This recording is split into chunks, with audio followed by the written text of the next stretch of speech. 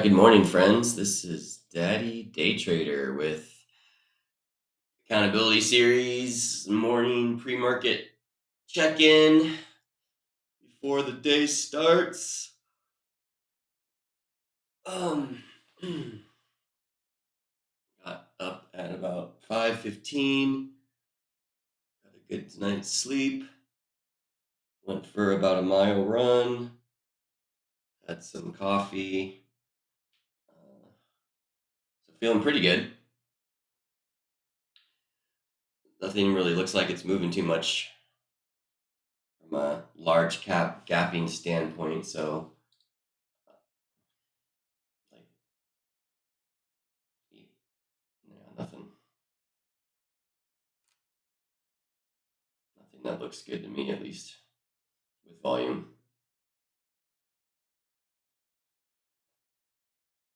So we'll have to keep an eye on our list here. But as of right now, might just be watching Nvidia again.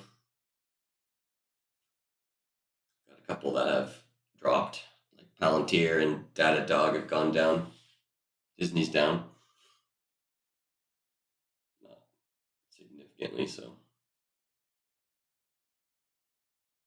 today the plan is to just sit tight, see if anything's moving with volume substantially. It looks like Nvidia, it closed at 921. Right now it's at 912. So not a whole lot of movement there. And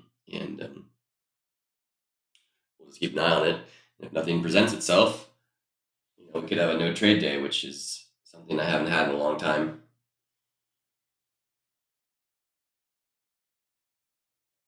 But should probably have more of, right? Like, so.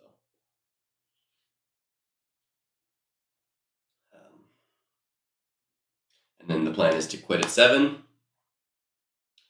finalize my video, hopefully do a better job than I did yesterday with all that little small video in the corner, and move on with my day. So I have my alarm set for 7 a.m. to stop trading.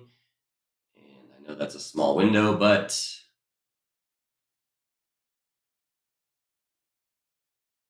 it's the window I want to trade in. So I've had enough practice outside of that window, and I feel anyway enough kind of hitting my head against the wall and just staring at charts all day. And now it's time to be disciplined, put some parameters in place about my trading, and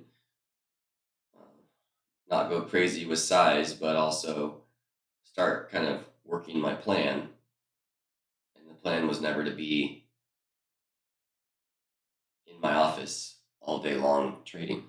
Like I feel like I have a passion for it, so I could do that and still have a good time. But also, there's overriding things in my life that are way more important than money and a hobby trading. And I want this to be like a source of income on a day-to-day basis, not something that takes over my life. So I find this to be like the most interesting way to make money personally. So, but that being said, has to make money. If it's just for fun and it's just like a hobby and you're just doing it to pass the time, that's one thing. But if you're making a business out of it, then you got to take it seriously. I guess I'm struggling with that. Like, I didn't want it to be like a serious business. I want it to be fun and make a ton of money, but that's not how life is. We're gonna This week is the week of 6:30 to 7 trading. We're gonna do it for 5 days. We're gonna take our lumps or whatever happens by 7. We're gonna leave. We're gonna shut it down. We're gonna be done. And that's that. And that has to be this week. And we're gonna see how it goes. And if it goes well, we're gonna do it next week. And then hopefully we can start building an actual habit, which can take 20 to 30 days of doing this. And then we're gonna see how we feel, see how the trading goes, see if am I having success or not with that particular plan. Because again, a lot of those days I had that were green days in the past were me trading for a very short window. So, and I've heard this time and time again, if you stay around too long, you're going to get burned. And sometimes I get burned on my first trade, but it's not usually a sick burn that like I can't. If I stopped at that point, would be out of control. Like it's usually more like a $50 loss or $100 loss, which is honestly not that crazy. So if I just had stopped at that point, like that would have been fine. But usually, what happens is it's like funny because I could have like a $100 loss, and then in the past shown that I can turn that into a $300 or $400 loss.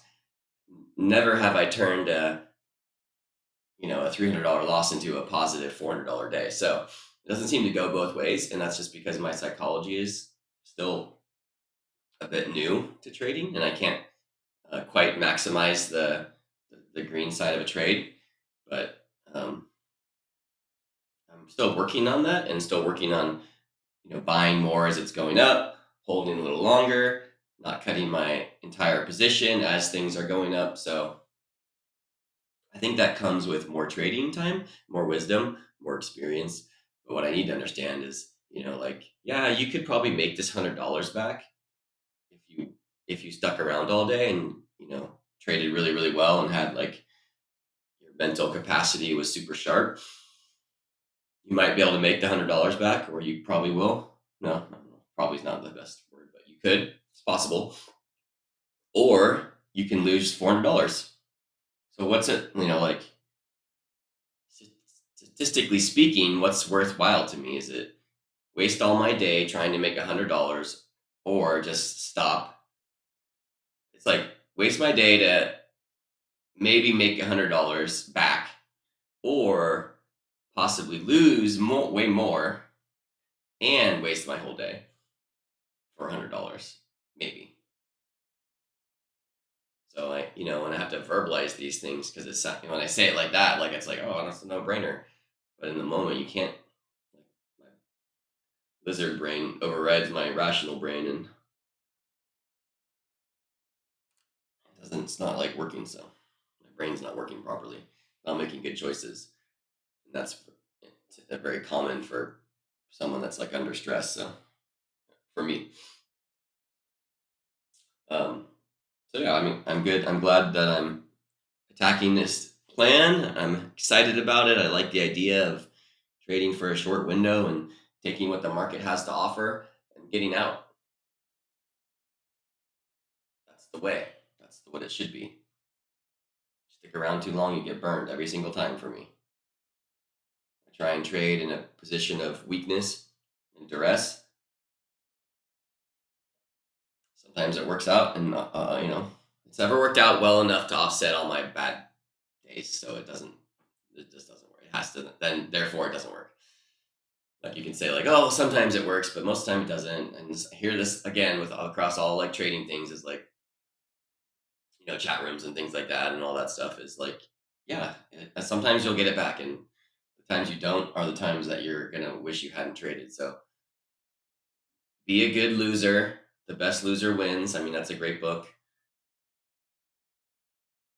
Had a lot of like still working on like finishing it and processing all the information, but if I look at my trading so far, like my biggest problem is those red days, and taking a red day with like take it in stride and with grace and dignity, um, knowing that it's just a part of business, right? Like, and like in the business world, if I lose a client, like I don't, I'm not even that worried about it. I don't care. Like, I'm actually happy sometimes if I lose a client because I didn't like him anyway. So if I lose a day trading, like, why do I care? Like, I shouldn't, right? Like, but it's just something about day trading specifically. I feel that really like challenges people's um, notions of their own like success or whatever. I don't know. It's crazy. It's super. So I just need to be more like robotic about it. Like I can go about some things in my life, but not this for some reason. And realize like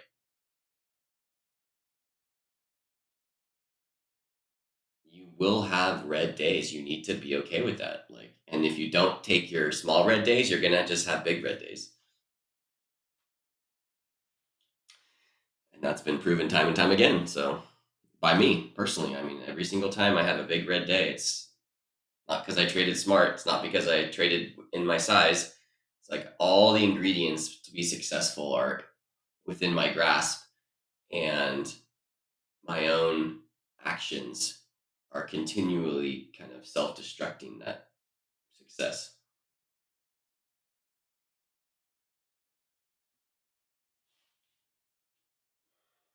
So something I got to work on. Apparently, got some work to do, and that's good because like if someone could become a successful day trader in 2 years, guaranteed, there'd be a lot of day traders out there making a lot of money, and there are, but that's not necessarily the most common path. So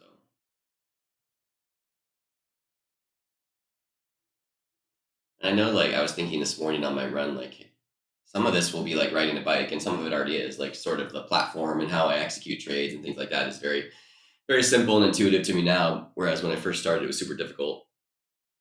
Now it's going to be like, what are the next skill sets that I'm going to be building that are going to be like eventually riding a bike? Is it going to be reading the tape? Is it going to be reading level two? Is it going to be reading the volume bars? And then as that becomes more innate and just more natural, I'll become a better trader as I have more experience with those things, and you'll just start to like feel it, just like riding a bike, just like in my career. Like things start out as super challenging and difficult and scary and hard, and then they become second nature. And I'm looking forward to having continuing building my second nature of my trading. Um, and it's already happening. Like I can take big share size and not feel of certain stocks and not feel like super anxious, and make sure I know how to get in and get out of it and all that kind of thing, and not completely have a meltdown. I have a lot less like in times when I'm stressed out and I do the wrong thing and I hit the wrong button and I just completely have like my mind goes blank and I can't execute. So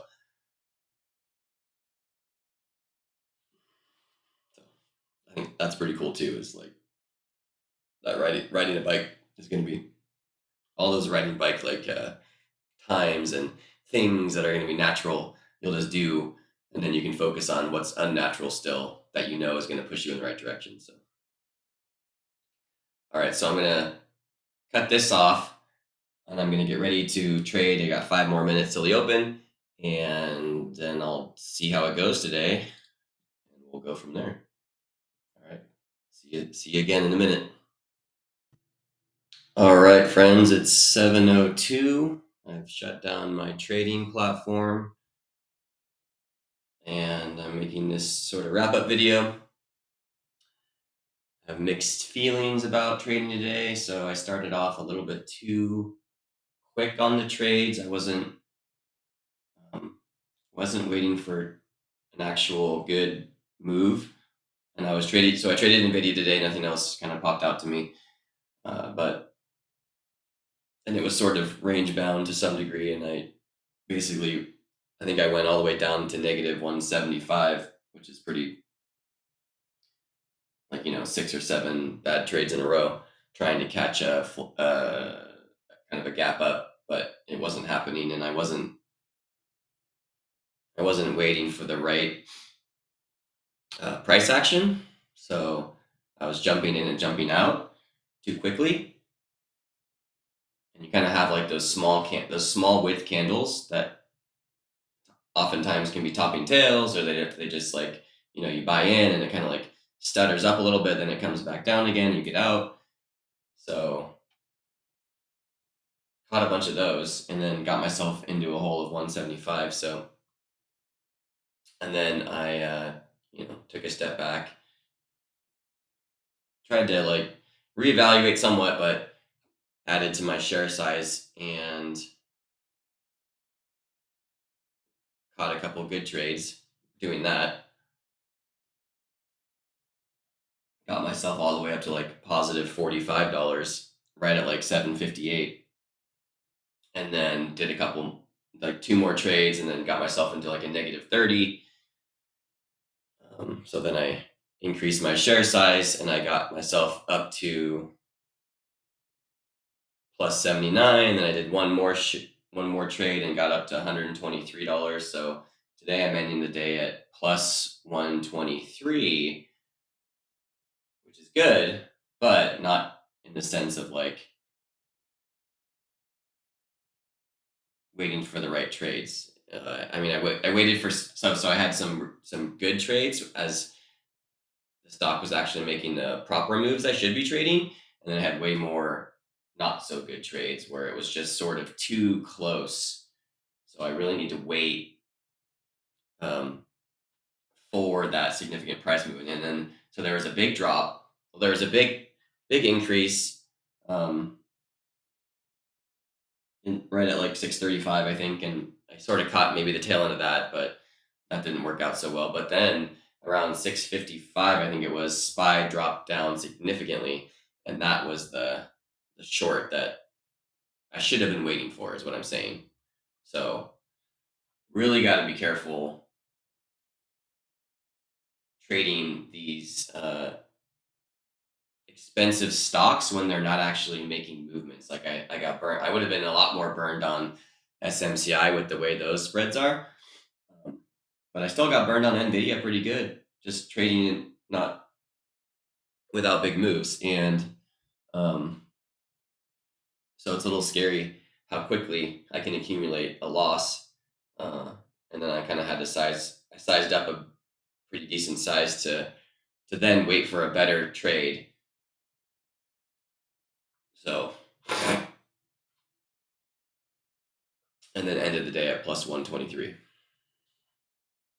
But not super proud of that. That was more just like caught a couple good trades with some big share size and not the strategy I'm looking for. So, so yeah, disappointed in the fact that I didn't really. Okay, so good things stopped at 702. I did do like two more trades after my alarm went off. I should have stopped it when I was like at plus 45. That should have been my ending point. Okay, and I need to wait for a better range of candles. Okay, I'm gonna pull up my trading window here because I want to see like when the good opportunities were, and I so good things stopped around 7. That was good.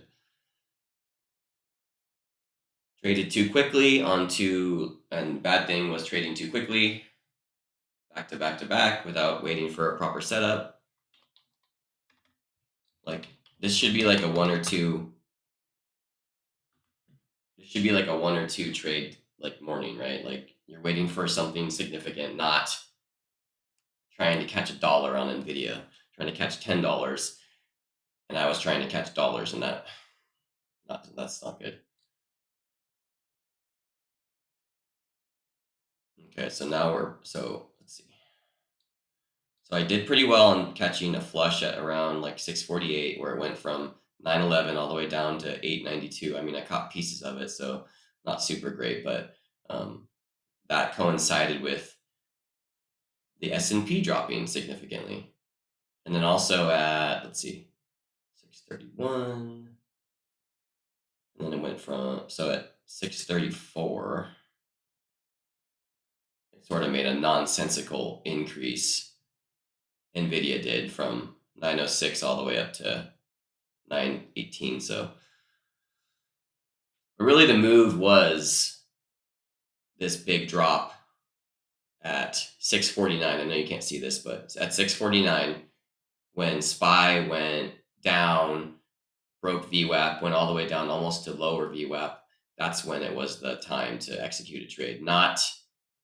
Almost not any time before that, except for maybe when it broke its 1 minute high at 633. that would have been an okay time. The rest, like kind of low quality trades. Disappointing that I was like kind of in there so many times on bad trades. And now Nvidia is sort of like channeling itself again, and it doesn't seem like it's going to be a very good trade right now until S&P maybe goes back up again or something like that. Um, but the share size I'm taking can be a little scary. Uh, so I gotta be a little bit slower tomorrow when I'm trading, a little bit more diligent on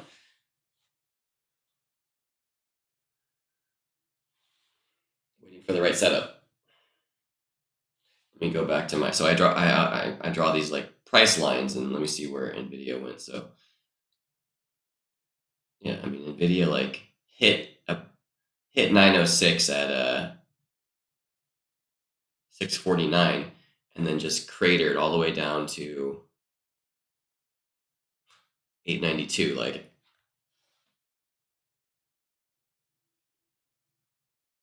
so I really got to focus on waiting on those range breaks and sort of like matching it with SPY, right? Because if SPY is dumping, like there's a decent likelihood that SPY or that Nvidia is going to be dumping too.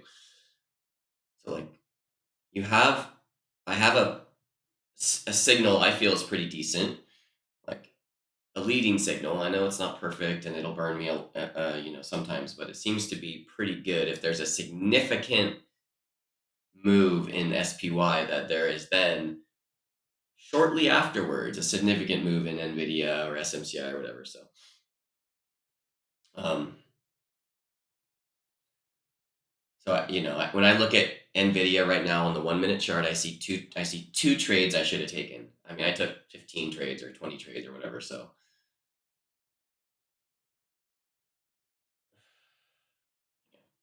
Anyways, take less trades, higher quality setups. A higher quality setup is when it's breaking a range, a meaningful range, and SPY is sort of following suit. So now that'll be different.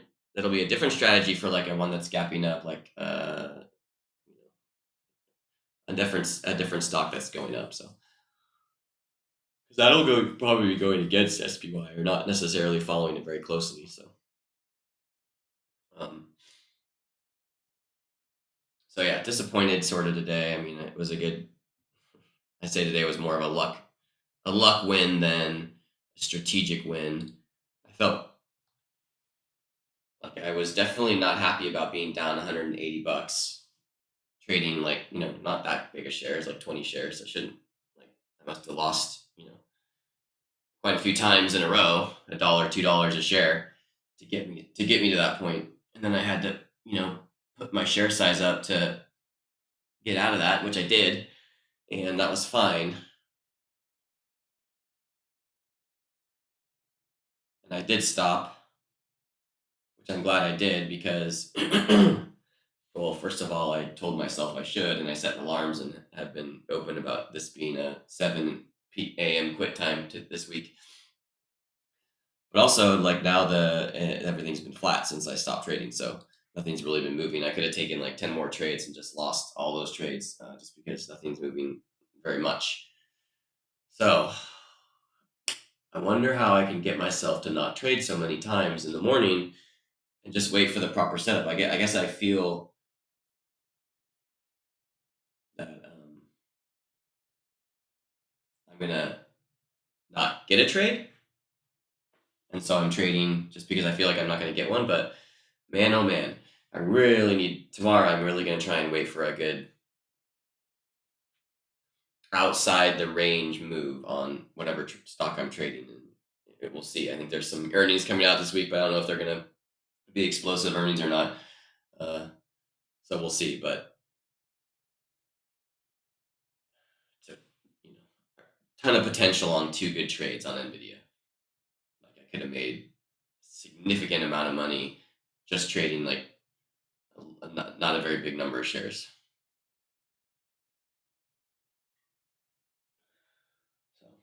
So, all right. I think I'll be back I know I'll be back tomorrow, and again, so down 180 to up 123,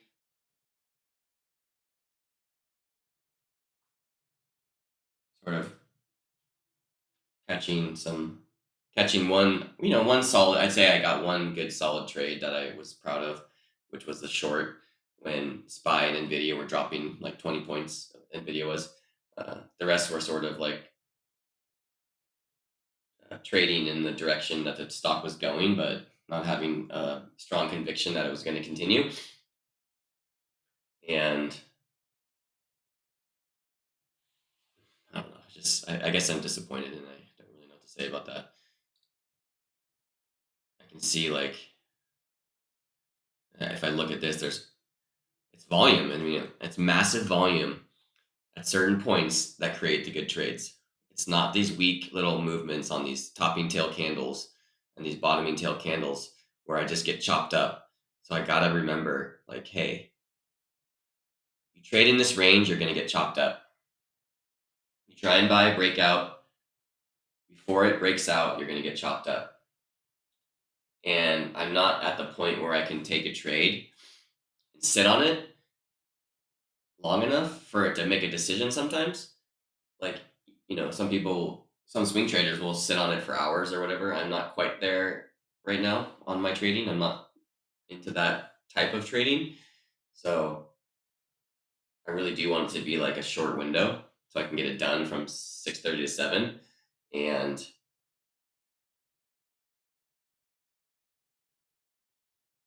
so when I see it move against me, I get out of it, and that's chopping me up, and I think that's so we'll see. All right. Um so yeah, now I'm just watching it, but there's a big green push, and now it's dumping. So it was at 901, now it's at 898, which is not a significant move for a stock that's $900. But so tomorrow, 6:30 to 7, double down on my wait for volume, wait for price action, wait for SPY confirmation, and set your ranges so that you don't get chopped up quite so much, and slow it down on the number of trades you're taking. If your first trade is minus $30, uh, take a step back, wait, reset up. So, all right, this has been a Daddy Day Trader accountability update, and we will be back tomorrow. Thanks, guys.